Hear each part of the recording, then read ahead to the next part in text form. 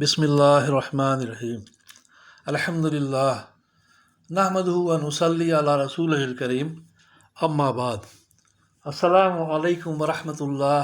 محترم بزرگوں، دوستوں، عزیز ساتھیوں، آئیے کلمہ طیبہ ایمان سے متعلق احادیث کا مطالعہ کرتے ہیں انشاءاللہ۔ درود شریف پڑھ لیں۔ اللہم صلی علی محمد وعلی آل محمد وبارک وسلم۔ حضرت یعلا بن شداد رضی اللہ عنہ فرماتے ہیں کہ میرے والد حضرت شداد رضی اللہ عنہ نے یہ واقعہ بیان فرمایا، اور حضرت عبادہ رضی اللہ عنہ جو کہ اس وقت موجود تھے اس واقعہ کی تصدیق فرمائی کہ ایک مرتبہ ہم لوگ نبی کریم صلی اللہ علیہ وسلم کی خدمت میں حاضر تھے۔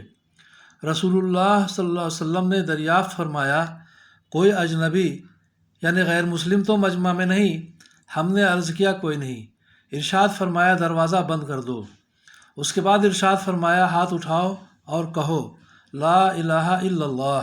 ہم نے تھوڑی دیر ہاتھ اٹھائے رکھے اور کلمہ طیبہ پڑھا۔ پھر آپ صلی اللہ علیہ وسلم نے اپنا ہاتھ نیچے کر لیا، پھر فرمایا الحمدللہ، اے اللہ، آپ نے مجھے یہ کلمہ دے کر بھیجا ہے اور اس کلمہ کی تبلیغ کا مجھے حکم فرمایا ہے، اور اس کلمہ پر جنت کا وعدہ فرمایا ہے، اور آپ وعدہ خلاف نہیں ہیں۔ اس کے بعد رسول اللہ صلی اللہ علیہ وسلم نے ہم سے فرمایا خوش ہو جاؤ، اللہ تعالیٰ نے تمہاری مغفرت فرما دی۔ طبرانی بازار مجمع الزوائد۔ حدیث نمبر 7۔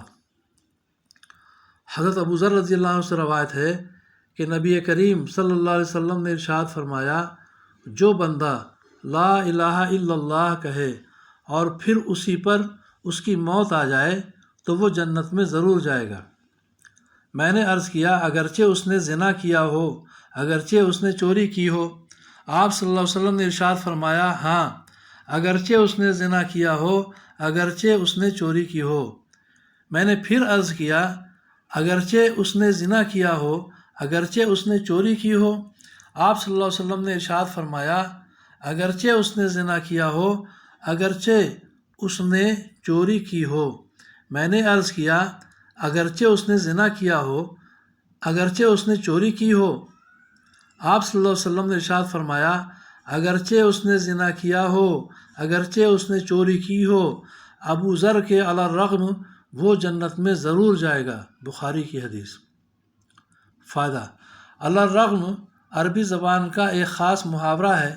اس کا مطلب یہ ہے کہ اگر تمہیں یہ کام ناگوار بھی ہو اور تم اس کام کا نہ ہونا بھی چاہتے ہو تب بھی یہ ہو کر رہے گا۔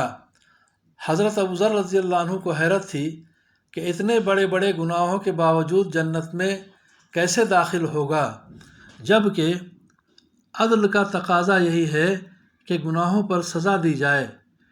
لہذا نبی کریم صلی اللہ علیہ وسلم نے ان کی حیرت دور کرنے کے لیے فرمایا خواہ ابو ذر کو کتنا ہی ناگوار گزرے وہ جنت میں ضرور داخل ہوگا۔ اب اگر اس نے گناہ بھی کیے ہوں گے تو ایمان کے تقاضے سے وہ توبہ استغفار کر کے گناہ معاف کرا لے گا، یا اللہ تعالیٰ اپنے فضل سے معاف فرما کر بغیر کسی عذاب کے ہی یا گناہوں کی سزا دینے کے بعد بہرحال جنت میں ضرور داخل فرمائیں گے۔ علماء نے لکھا ہے کہ اس حدیث شریف میں کلمہ لا الہ الا اللہ کہنے سے مراد پورے دین و توحید پر ایمان لانا ہے اور اس کو اختیار کرنا ہے۔ معروف الحدیث۔ حدیث نمبر 8۔ حضرت حذیفہ رضی اللہ عنہ سے روایت ہے کہ رسول اللہ صلی اللہ علیہ وسلم نے ارشاد فرمایا جس طرح کپڑے کے نقش و نگار گھس جاتے ہیں اور ماند پڑ جاتے ہیں، اسی طرح اسلام بھی ایک زمانے میں ماند پڑ جائے گا، یہاں تک کہ کسی شخص کو یہ علم تک نہ رہے گا کہ روزہ کیا چیز ہے، صدقہ و حج کیا چیز ہے۔ ایک شب آئے گی کہ قرآن سینوں سے اٹھا لیا جائے گا اور زمین پر اس کی ایک آیت بھی باقی نہ رہے گی۔ متفرق طور پر کچھ بوڑھے مرد اور بوڑھی عورتیں رہ جائیں گی جو یہ کہیں گے کہ ہم نے اپنے بزرگوں سے یہ کلمہ لا الہ الا اللہ سنا تھا، اس لیے ہم بھی یہ کلمہ پڑھ لیتے ہیں۔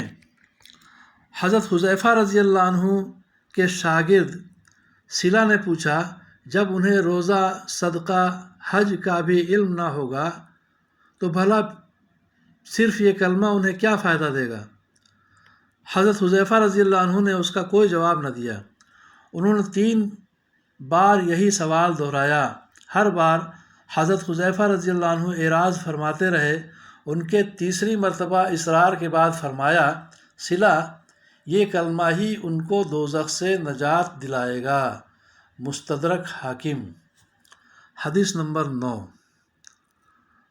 حضرت ابو ہریرہ رضی اللہ عنہ سے روایت ہے کہ رسول اللہ صلی اللہ علیہ وسلم نے ارشاد فرمایا، جس نے لا الہ الا اللہ کہا اس کو یہ کلمہ ایک دن یعنی یوم قیامت ضرور فائدہ دے گا، یعنی نجات دلائے گا، اگرچہ اس کو کچھ نہ کچھ سزا پہلے بھگتنا پڑے۔ بزار طبرانی ترغیب۔ اللہ تعالی ہم سب کے ایمان کو قوی تر کر دے اور صحیح عمل کی توفیق عطا فرمائے۔ اللہ تعالی ہم سب کی، آپ سبوں کی پریشانیوں کو دور فرمائے، عافیت عطا فرمائے۔ آمین یا رب العالمین۔